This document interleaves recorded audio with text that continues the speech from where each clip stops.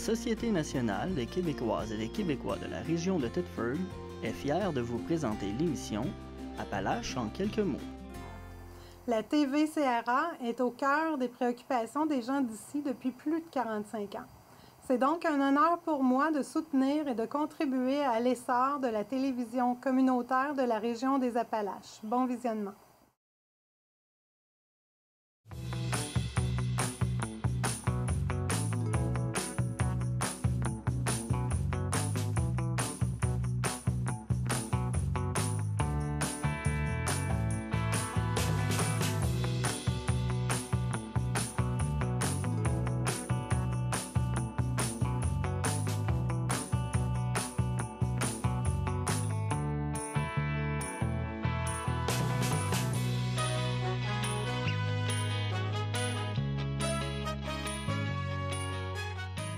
Madame, Monsieur, bienvenue à votre émission habituelle d'information Appalaches en quelques mots.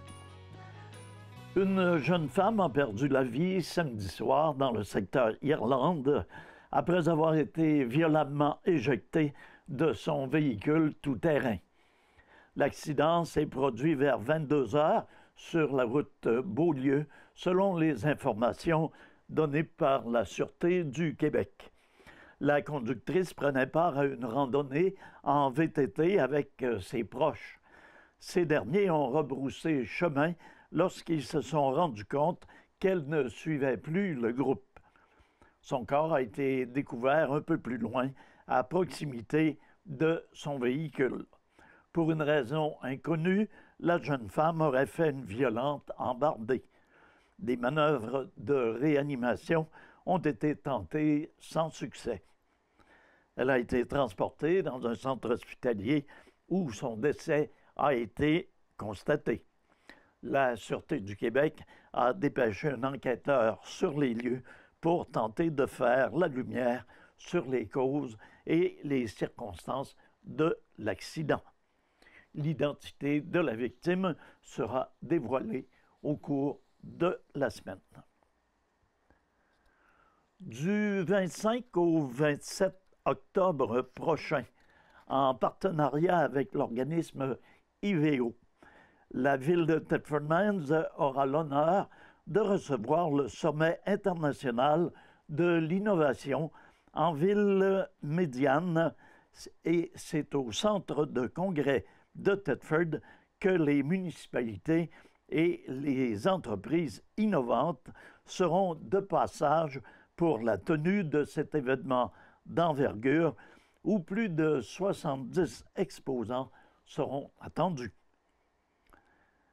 L'événement en question vise à créer des passerelles économiques entre les villes médianes de partout à travers le Québec et la francophonie et leurs entreprises innovantes. Le sommet contribue de belle façon à propulser la croissance des entreprises innovantes localisées en région et à mettre en valeur le rôle des villes médianes dans le développement économique et technologique régional et national.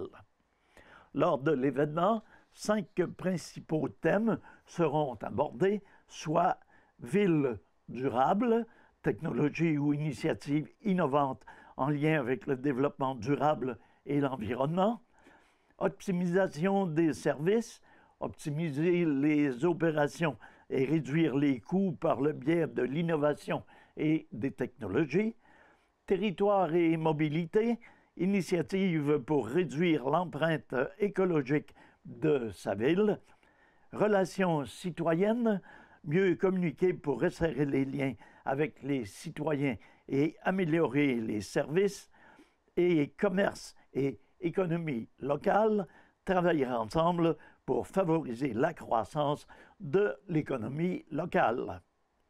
En vue de la tenue de l'événement en question, la Ville a déjà formé un comité organisateur composé de plusieurs intervenants issus du milieu économique et municipal. La programmation ainsi que de plus amples informations seront dévoilées au cours des prochains mois. D'ici là, les municipalités et les entreprises sont invitées à réserver les 25, 26 et 27 octobre prochains à leur agenda. Les entreprises qui offrent des solutions innovantes peuvent déjà déposer une demande afin d'obtenir une place au Salon des exposants. Le formulaire de préinscription est accessible à siivim.ca ou auprès de la chargée de projet au siivim à commercial ville-thetford.ca. Cet événement est né en 2018 d'une volonté commune de M. Denis Thuriot, maire de Nevers en France, et de M. Michel Anger, maire de Shawinigan, de créer des passerelles entre leurs écosystèmes numériques respectifs, les villes médianes et les entreprises innovantes. Plusieurs projets culturels et artistiques verront le jour au cours de l'été, grâce au coup de pouce financier de la MRC des Appalaches.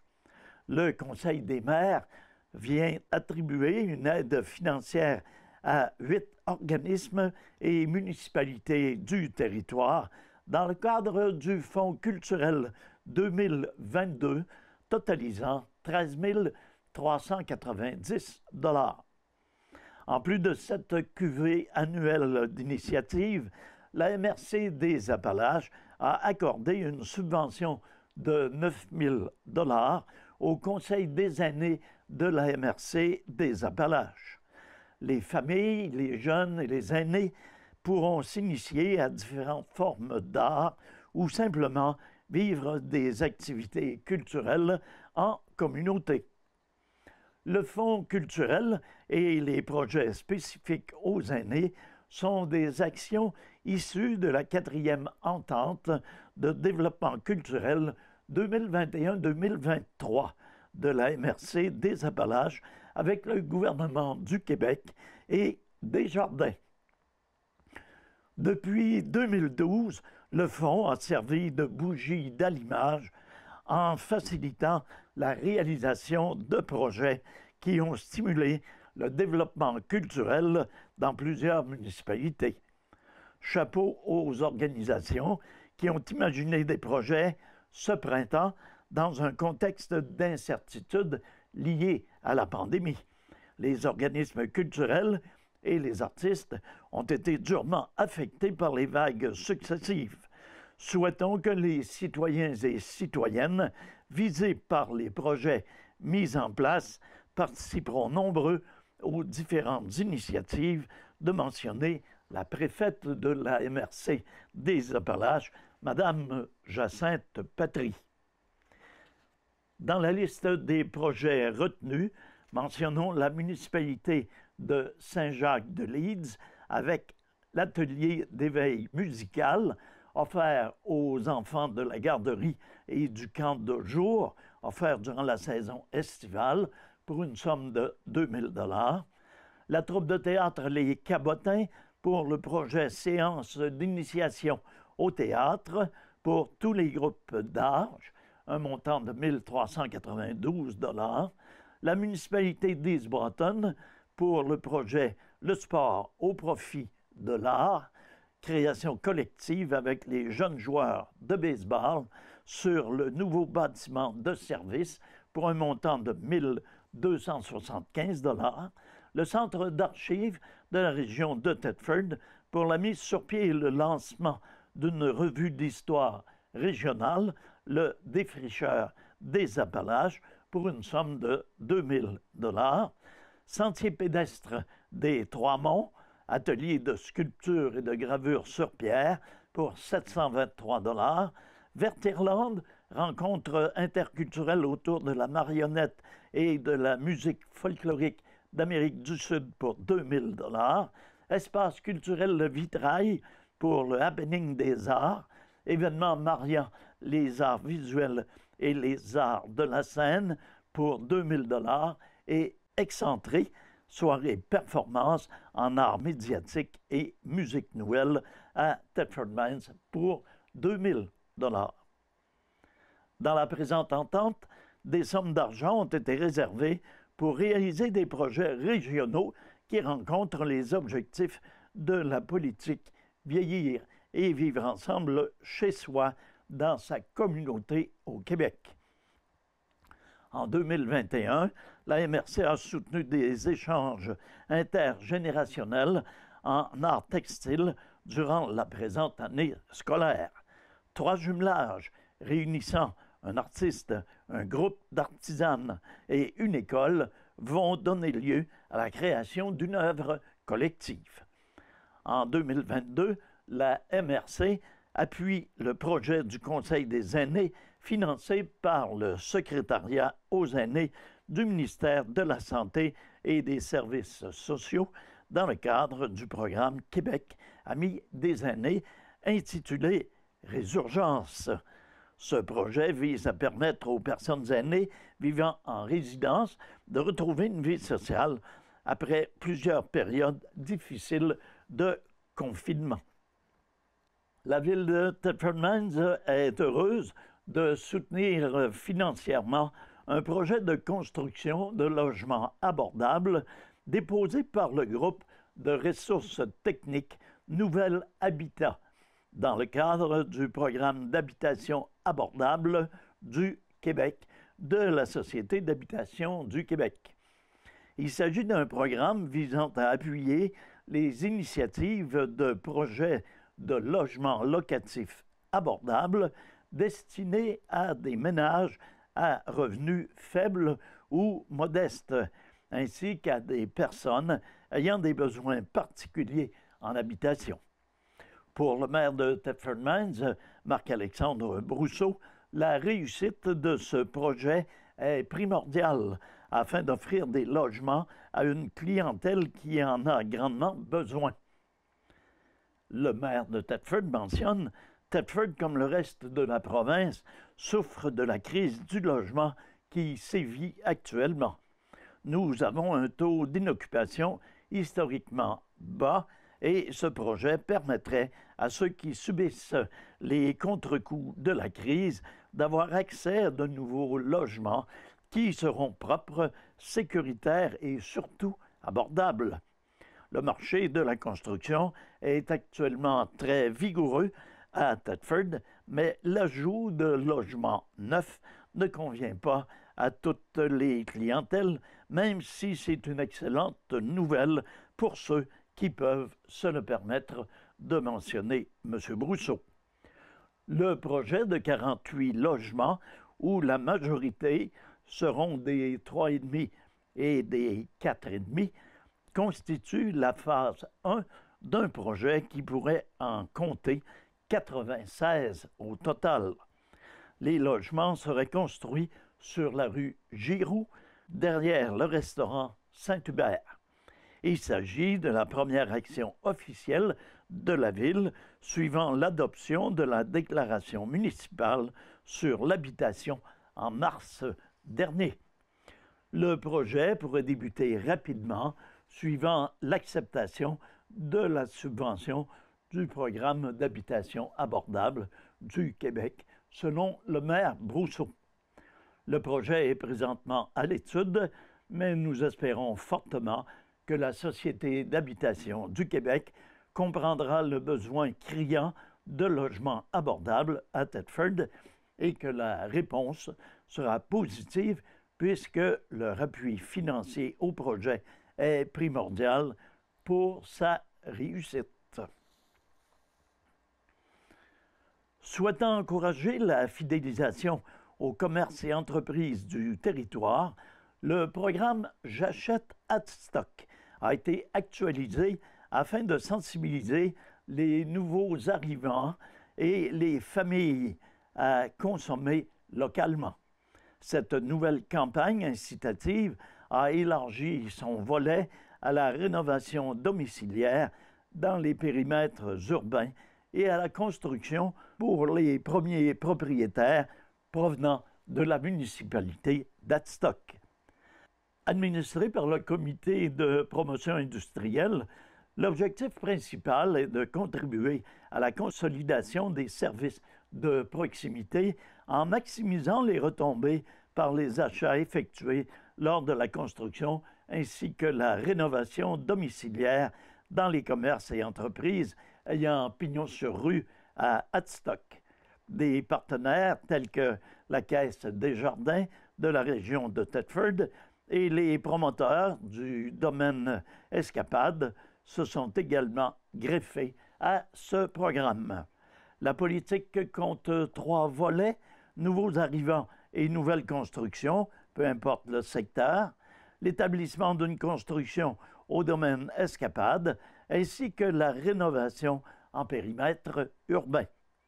Allant d'un remboursement de 1 000 à 1 500 $, les personnes doivent fournir des preuves de dépenses dans 5 entreprises différentes, dont 3 provenant du secteur de la construction, la quincaillerie et dans le domaine regroupant l'alimentation, le dépanneur et la station-service.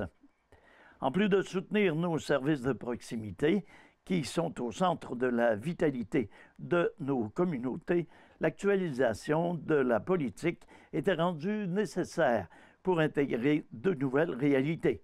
La première étant en lien avec le domaine Escapade, où il est important de maximiser les retombées économiques avec les nouvelles constructions à venir cette année et inciter les nouveaux arrivants à connaître des entreprises d'Adstock. La deuxième consiste à encourager la rénovation domiciliaire afin d'accroître l'attractivité des villages.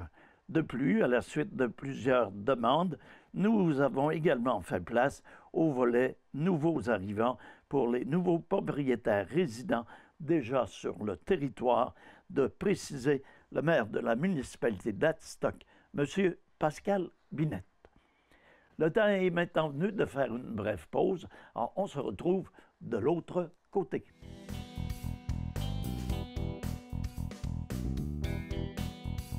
L'expression bien québécoise de bonhomme 7 heures pourrait trouver son explication dans une légende de nature à émerveiller ou à surprendre. Malheureusement, il en est tout autrement. Cette expression serait tirée tout bonnement du quotidien des habitants de la Nouvelle-France à l'époque de la conquête et des années qui suivirent. Elle est inspirée de l'anglais « bone setter », qui se traduisait par « ramancheur ». Les médecins itinérants se rendaient dans les foyers québécois pour replacer les os des habitants. Les cris de douleur de leurs patients ne manquaient pas d'effrayer les enfants. C'est ainsi que, pour faire obéir leurs enfants, les parents n'hésitaient pas à les menacer de faire appel au « bone setter », expression qui aurait été vite déformée en « bonhomme 7 heures ».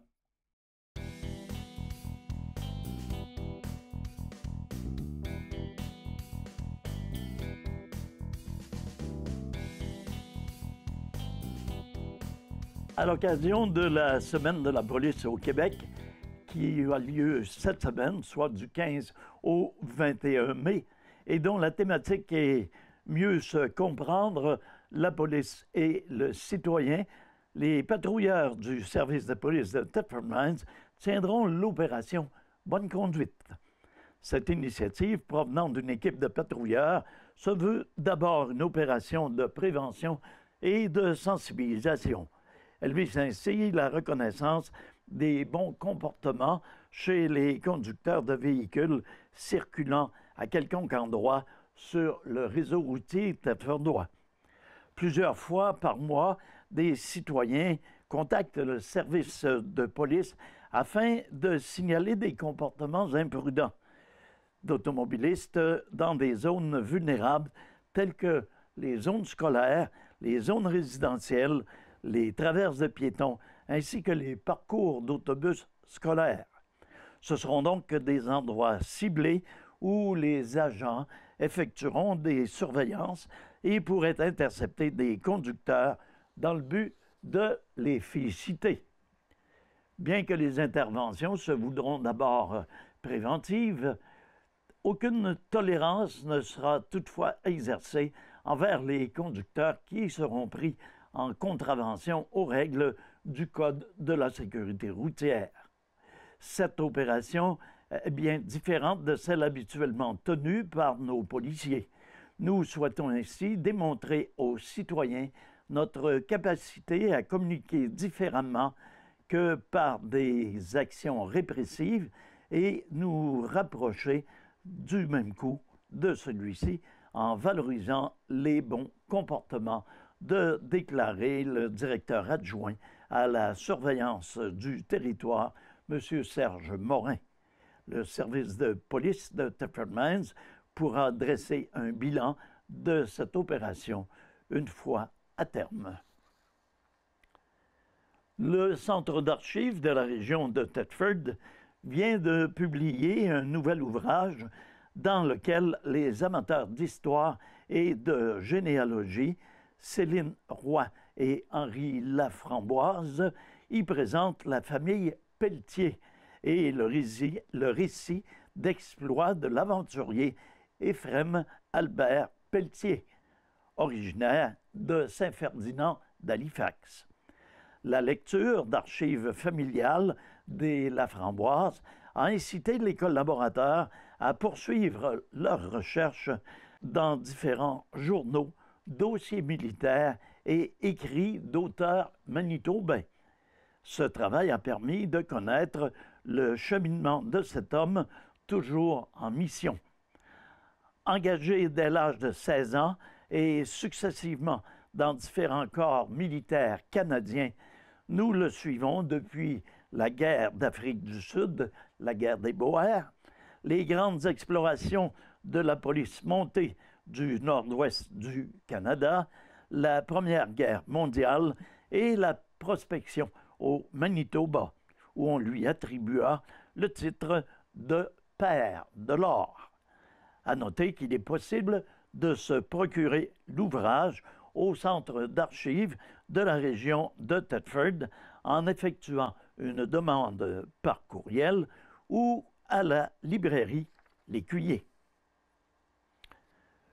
Une délégation d'une trentaine de personnes a participé le 29 avril dernier au premier tour guidé des bibliothèques de la Chaudière-Appalaches organisé par la MRC des Appalaches.